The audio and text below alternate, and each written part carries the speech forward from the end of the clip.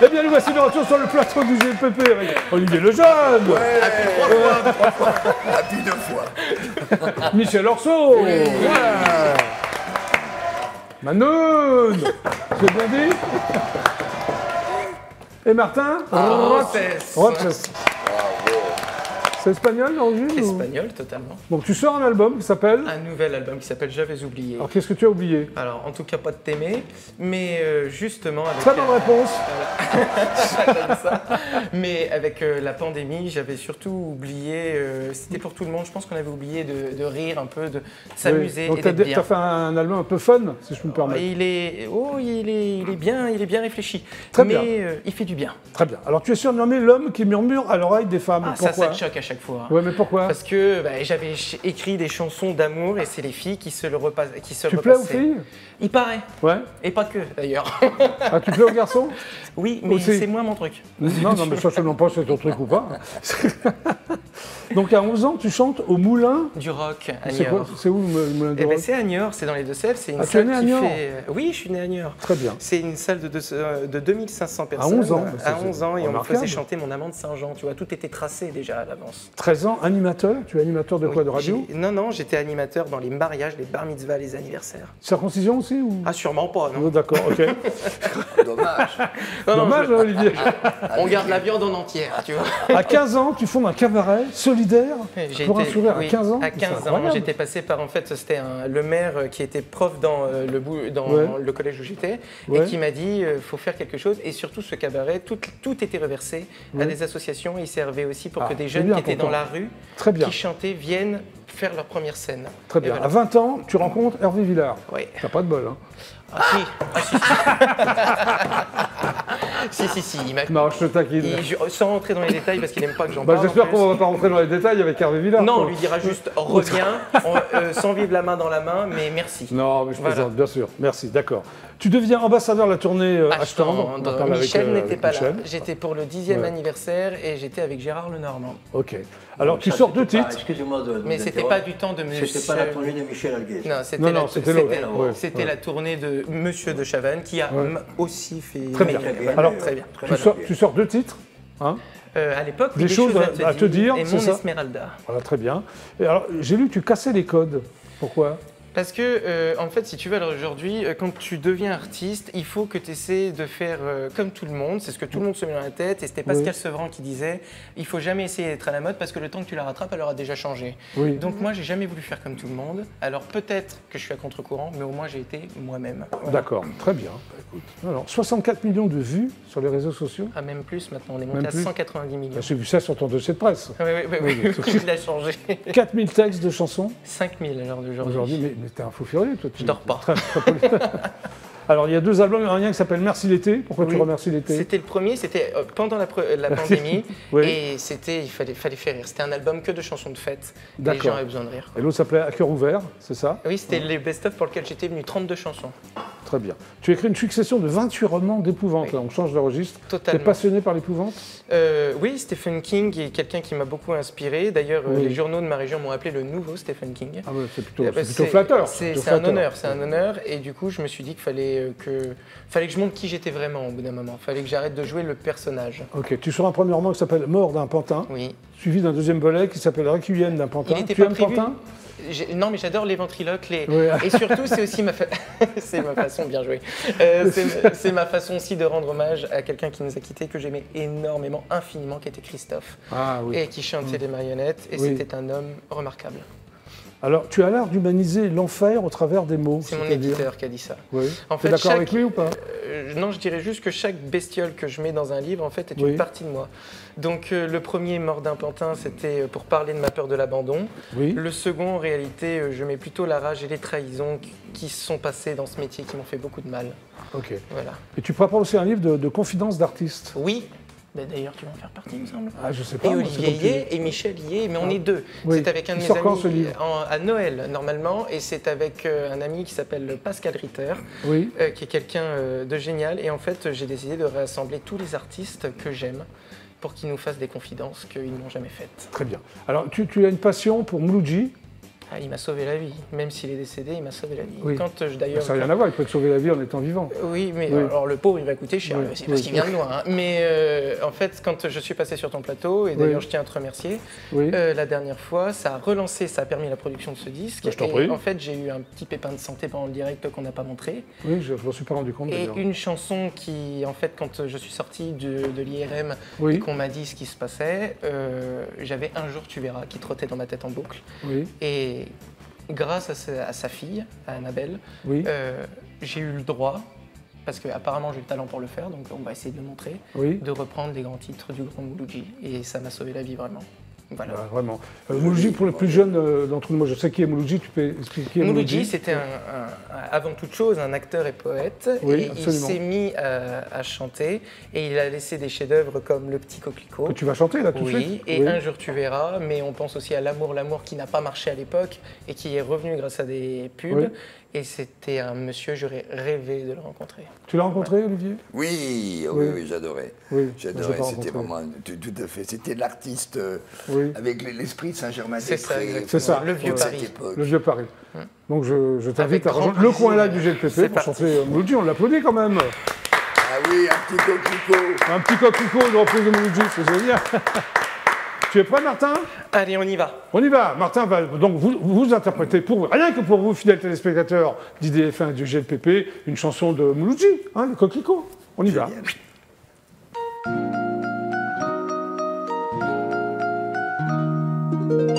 Le myosotis et puis la rose, ce sont des fleurs qui disent quelque chose.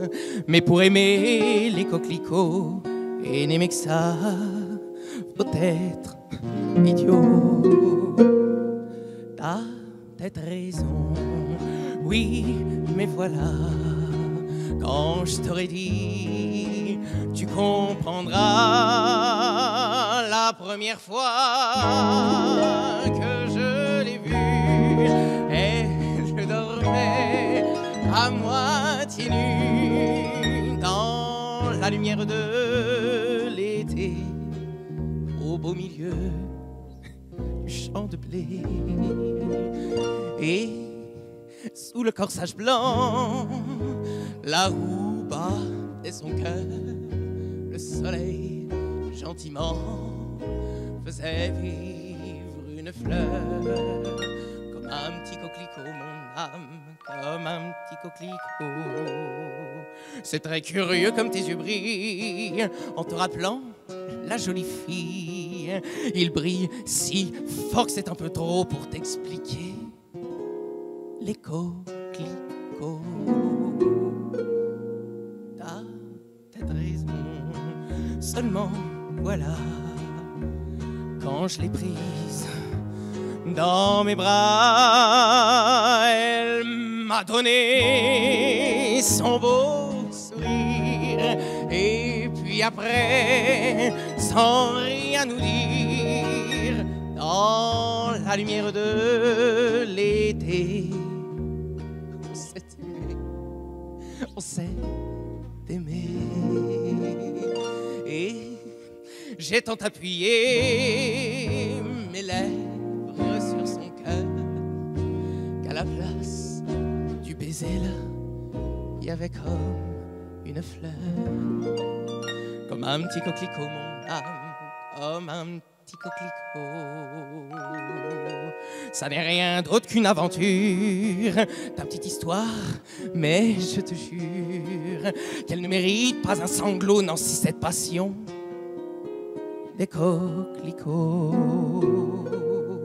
Attends la fin, tu comprendras.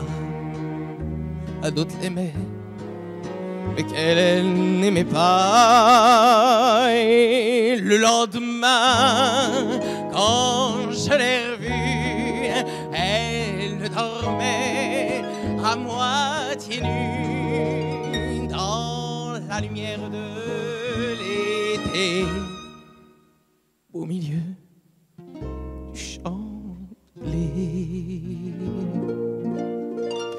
Et sur le corsage blanc, juste à la place du cœur, il n'y avait que 3 gouttes de sang faisais comme une fleur, comme un petit coquelicot, mon âme.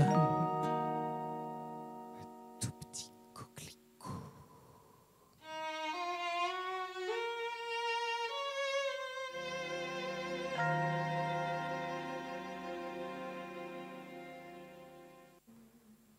Bravo.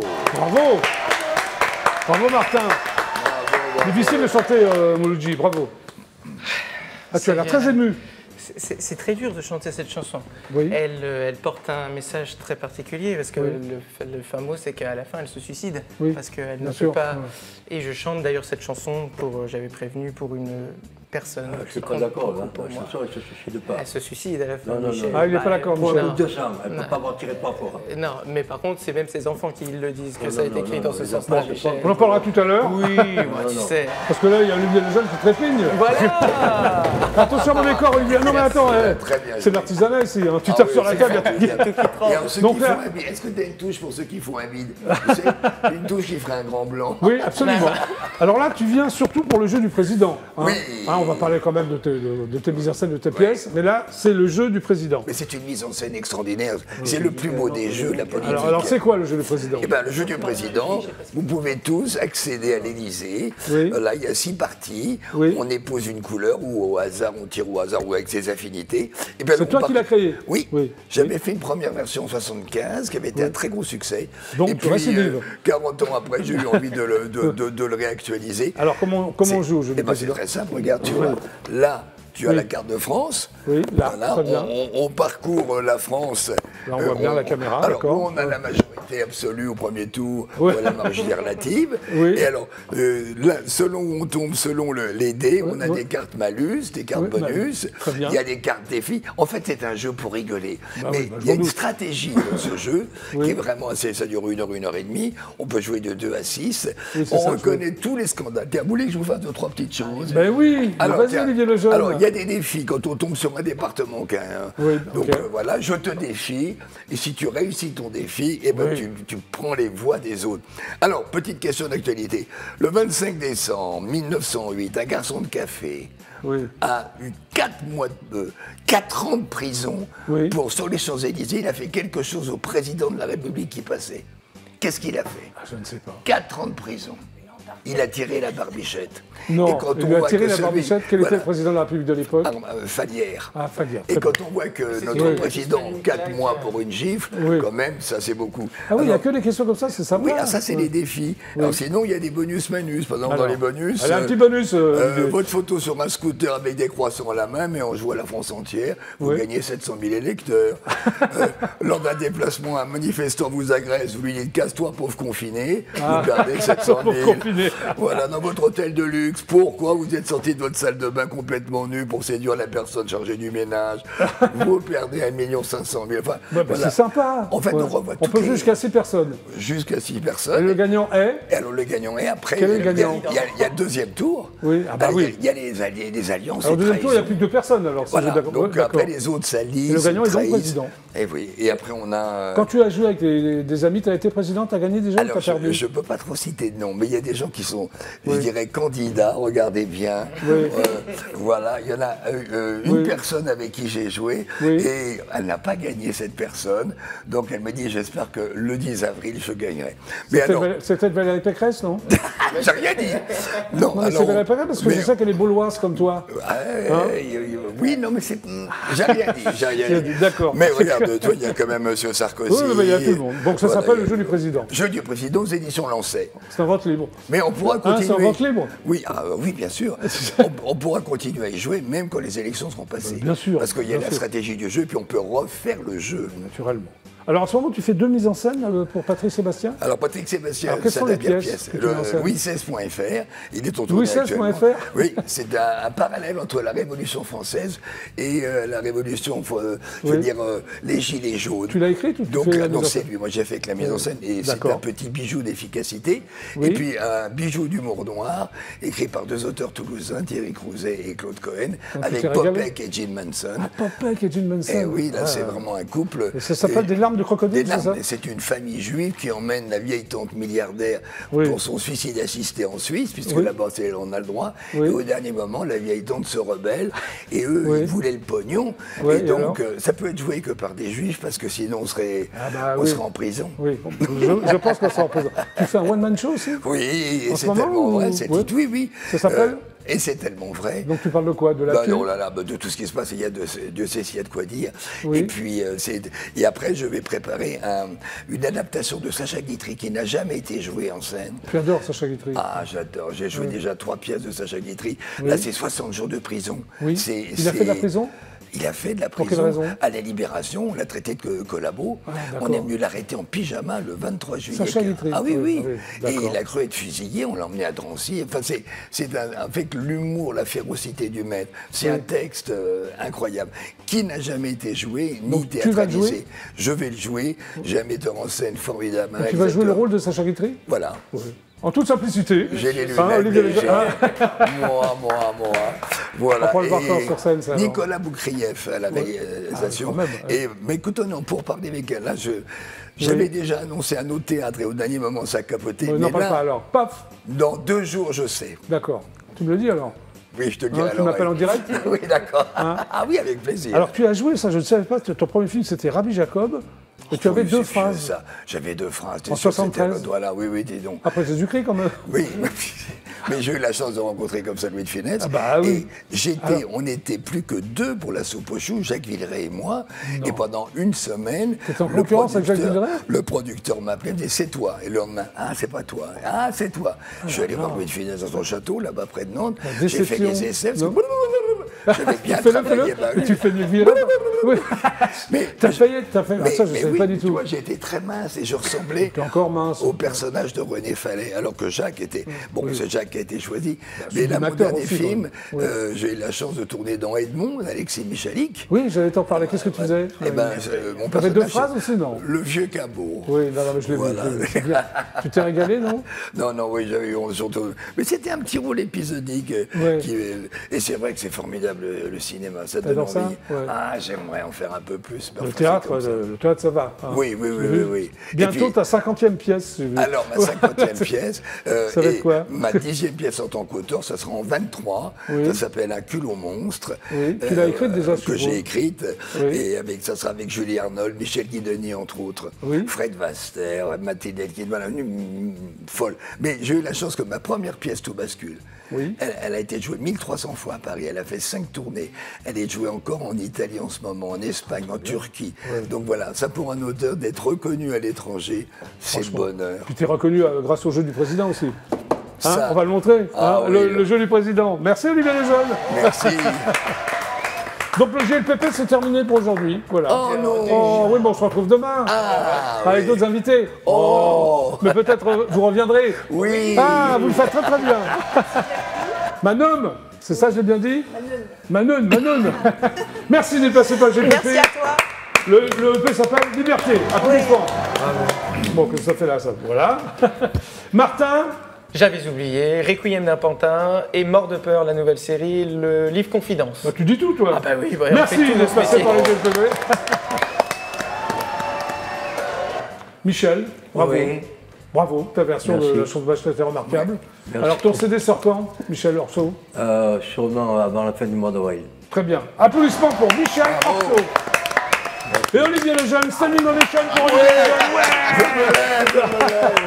Alors surtout le jeu du président. Bon, on va jouer ensemble après l'émission là. Pardon? On fait une petite partie maintenant. On fait une petite partie maintenant, mais je veux peut-être te dire au revoir aux téléspectateurs.